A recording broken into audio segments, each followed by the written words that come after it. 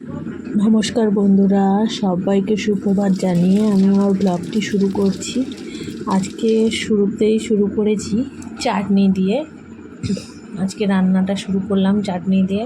পাশের বাড়ি কাকি শাশুড়ি একটা আম দিয়েছিল, সেই আমটারই আজকে চাটনি করব। ভেবেছিলাম ডাল ঠাল করবো, কিন্তু ডাল আর করা হয়নি, তাই হচ্ছে চাটনি করলাম। প্রথমে ফোড়ন দিয়ে নিয়েছি, আর আমটাকে একটু সরু সরু করে কেটে নিয়েছি। আর আমটাকে আগে ভালো করে একটু ভেজে নিয়েছি, তারপর হালকা অল্প একটুখানি হলুদ দিলাম, আর তারপর আবার একটু ভাজবো। সকালে কাজ হয়ে গেছে, সকালে খাওয়া দাওয়া সব করে নিয়েছি, ছেলে মেয়েকেও খাইয়ে দিয়েছি, নিজেও খেয়ে নিয়েছি। খেয়ে দিয়ে তারপরে রান্নায় এসেছি। আর এদিকে মাও এসেছিলো, মা কথা বলছিল, মায়ের সাথে গল্প করতে করতে রান্নাটা করছিলাম। আর এদিকে দেখুন, আমটা একটু যখন ভাজা ভাজা হয়ে গেছে, এবার জল দিয়ে সেদ্ধ হতে দিয়ে দিয়েছি। এবার আমি একটু কেটে দেখব যে আমটা সেদ্ধ হয়ে গেছে কি না। তার আমটা সেদ্ধ হয়ে গেলে তারপরে আমি বাতাসা দিয়ে দেবো। আজকে চিনি দেবো না, ঘরে অনেকগুলো বাতাসা আছে, তাই ভাবলাম একটু বাতাসা দিয়ে চাটনিটা করি। বাতাসাটা অ্যাকচুয়ালি মেন একটু শরবত খাওয়ার জন্যই আনা হয়েছে, তাই ভাবলাম যে তাহলে যখন আছে চিনিটা নষ্ট করে কি লাভ, বাতাসাটা দিয়েই করি। দেখুন কালারটা কি সুন্দর এসছে, একটু হলুদ হলুদ এসছে।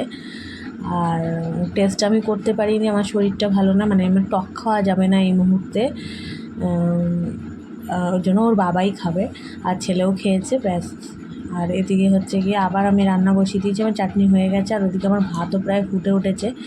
এদিকে একটু আলু পোস্তই বলতে পারেন, আবার পোস্তও না, মানে পোস্তর সাথে একটু কাজু মগজ সবই দিয়েছি পেস্ট করে। আর এদিকে আমি ভালো করে আলুগুলো ডুমো ডুমো করে কাটা আলুগুলোকে ভালো করে ভেজে নিচ্ছি।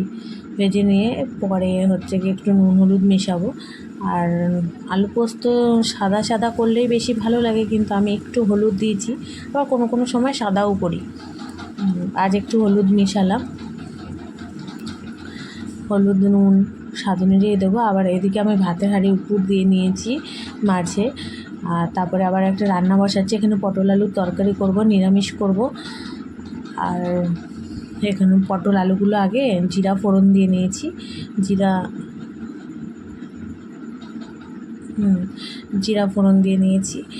আর এদিকে আলু আর পটল ছেড়ে দিলাম কড়াইয়ের মধ্যে। এগুলো একটু ভালো করে ভাজা ভাজা হলে, লাল লাল করে ভাজা ভাজা হলে তারপরে গিয়ে আমি হলুদ আর নুন মিশাবো। আর এদিকে আমার পোস্তর জন্য, আলু পোস্তর জন্য হচ্ছে গিয়ে আলুটা ভাজা হয়ে গেছে। এদিকে আমি মশলাটা যেটা বেটে রেখেছিলাম সেটা দিয়ে দিলাম। আর আলু পোস্ততে না শুকনো লঙ্কা দেবো না, দিয়েছি কাঁচা লঙ্কা। আর কিন্তু আমি পটল আলুর তরকারিতে একই মশলা দুটোতেই, কিন্তু পটল আলুর তরকারিতে দিয়েছি একটু শুকনো লঙ্কা কালারটার জন্য।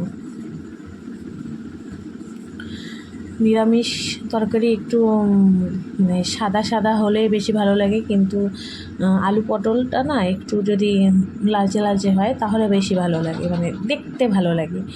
আর কথাতেই আছে, আগে দর্শনদারি তারপরে গুণ বিচারি। মানে আগে দেখতে যদি সুন্দর হয়, মানুষ আগে না চোখ দিয়ে খাবারটা খায়, মানে দেখতে সুন্দর হলে তখন তৃপ্তি করে মানুষ ভাত কটা খায়, টেস্টটা পরে বোঝা যায়। এবার আমি প্রয়োজন অনুযায়ী নুন হলুদ দিয়ে দিলাম। তারপরে আবার ভালো করে আলুগুলোকে ভেজে নেব।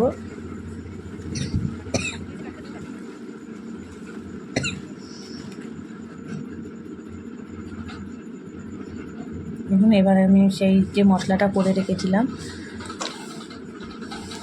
পোস্ত মগজ আর হচ্ছে কাজু বাদাম বাটা, তার সাথে শুকনো লঙ্কাও আছে গুঁড়ো, পেস্ট করে নিয়েছি। এদিকে আমি আলু পোস্তটা দেখে নিচ্ছি নুন হয়েছে কি না। আলু পোস্তটা ঠিক হয়েছে। আর আলু পোস্তটা এত টেস্ট হয়েছে, আমার মেয়ে ছেলে সব আলু পোস্ত দিয়েই আজকে ভাত খেয়েছে।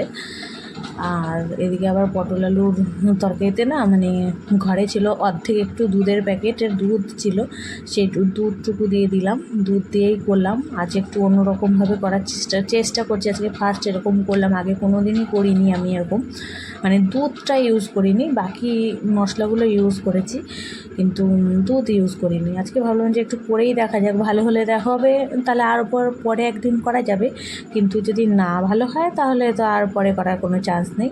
যাই হোক, এবার তরকারিতে চিনি দিয়ে দিচ্ছি প্রয়োজন অনুযায়ী, একটু টেস্টটা ব্যালেন্স করার জন্য। আর ওইদিকে আমি আলু পোস্ততেও চিনি দিয়েছিলাম, ওটা আর বলা হলো না। যাই হোক, এখন বলে দিলাম। এবার একটু গরম মশলার গুঁড়ো দিয়ে দিয়েছি। আমি একটু সানরাইজ শাহি গরম মশলাটা ব্যবহার করতে ভালোবাসি। এবার আপনারা যদি বেটে দেন তো বেটে দেবেন, আবার কেউ যদি না গরম মশলার ফ্লেভারটা পছন্দ হয় তাহলে স্কিপ করে যাবেন। আর এবার দেখুন আমার আলু পোস্তর তরকারিটা হয়ে গেছে। এবার স্নান করে পুজো টুজো দিয়ে খেয়ে দিয়ে নিয়েছি, ছেলে মেয়েও খেয়ে নিয়েছে। এটা সন্ধ্যাবেলায় কী খাবো সব শুরু করেছে, তাই ভাবলাম একটু নিরামিষ চাউমিন করে ফেলি। আর ওদিকে আমি আলু ঠালু কেটে ধুয়ে রেখেছি। আর পাশের গ্যাসটায় একটু ছচমেনে করে গরম জল বসিয়েছি, তার মধ্যে একটু তেল আর নুন দিয়ে দিয়েছি। আর এদিকে গরম তেলের মধ্যে একটু জিরা ফোড়ন দিয়েছি, দিয়ে আলুগুলো ছেড়ে দিয়ে এবার আদাটাকে না গ্রেট করে রেখেছিলাম, ঘষুনিতে ঘষে রেখেছিলাম, ওটা দিয়ে দিলাম। এবার আলুগুলো ভেজে নেবো ভালো করে। আর এদিকে দেখুন জল ফুটে উঠেছে, চাউমিনগুলো দিয়ে দেবো। চাউমিনগুলো সেদ্ধ হয়ে গেলে পরে তারপর ছেঁকে নেবো, যেভাবে মানুষ ছেঁকে নেয় সবাই, আমিও সেভাবেই করে নিয়েছি। আর আমার ছেলে মেয়ে না এই যে ভিজানো চাউমিনটা শুধু খেতে খুব ভালোবাসে, তারা খানিকটা তুলে নিয়ে চলেও যাবে।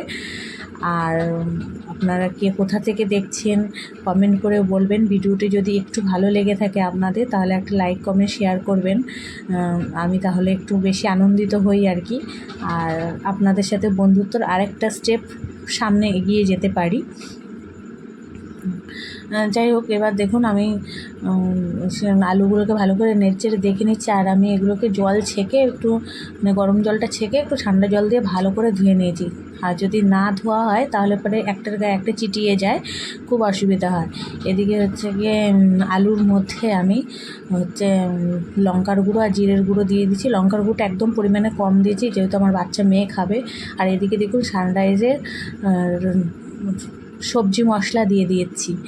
আর আমি অনেক সময় না সয়া সসটা ইউজ করি, কিন্তু আজকে সয়া সসটা আমি ইউজ করব না, আজকে এমনিই করব। যাই হোক, মাঝখানটা একটুখানি আলুর কড়াইয়ের মাঝখানটা একটু ফাঁকা করে নিই, আর ওই জায়গাটায় মশলাটা দিই। তার মধ্যে একটু বিট লবণ দিয়ে দিয়েছি, আর পরে একটু ভিনিগার মেশাবো। এবার আস্তে আস্তে করে ভালো করে চাউমিনটা মিশিয়ে নেবো আর কি, তেল আর আলুর সাথে ভালো করে। তারপরে কি একটু ঝালটা যেহেতু কম আছে এই মুহূর্তে, মানে হয়ে গেলে ভালোভাবে ভাজা হয়ে গেলে আমি মেয়ের জন্য আগে একটু তুলে রাখবো, কারণ ও ঝাল বেশি খেতে পারে না। ওটা তুলে তারপরে একটু গোলমরিচের গুঁড়ো দেবো। গোলমরিচের গুঁড়ো দিলে না টেস্টটা সত্যি খুব ভালো আসে। দেখুন আমি একটু মেয়ের জন্য তুলে রাখছি, মেয়ে যতটুকু খাবে আর কি ততটুকু তুলে রেখে তারপরে দেবো গোলমরিচের গুঁড়ো।